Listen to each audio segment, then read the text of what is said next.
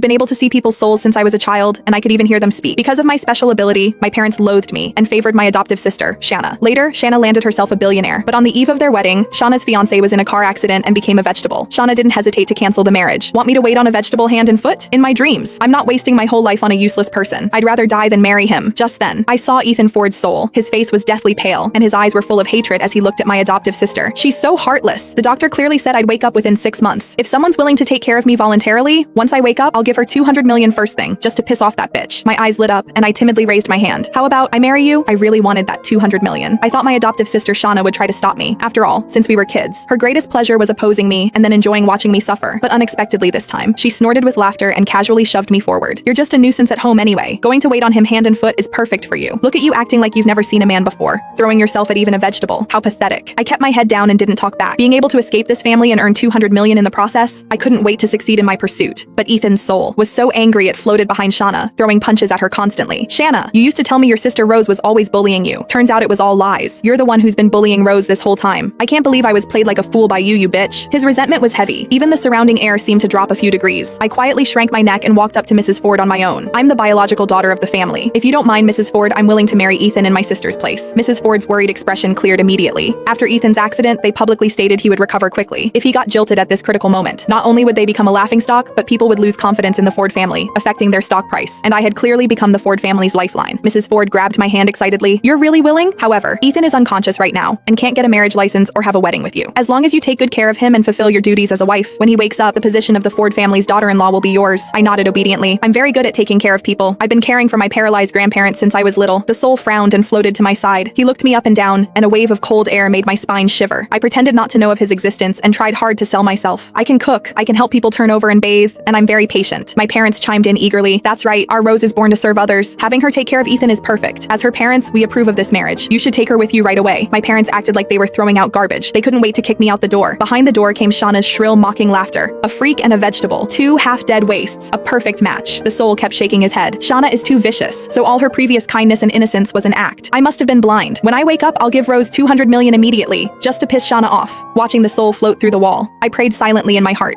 That 200 million you promised. You better keep your word. Half an hour later, I saw Ethan himself in the special care ward. He was thin, covered in tubes, relying on machines to maintain his vital signs. Mrs. Ford wiped her tears sadly. He has a brain injury. Although the surgery was successful, he still needs time to recover. At the shortest, 6 months. At the longest, 3 years. We want to maintain the Ford family's dignity, but we also want to find him a companion. Shauna should think about it. We can afford professional nurses, so why would we need her to do menial work? What Mrs. Ford meant was, for a vegetative patient to wake up, they need strong emotional companionship. Ideally, someone should talk to him every day, keeping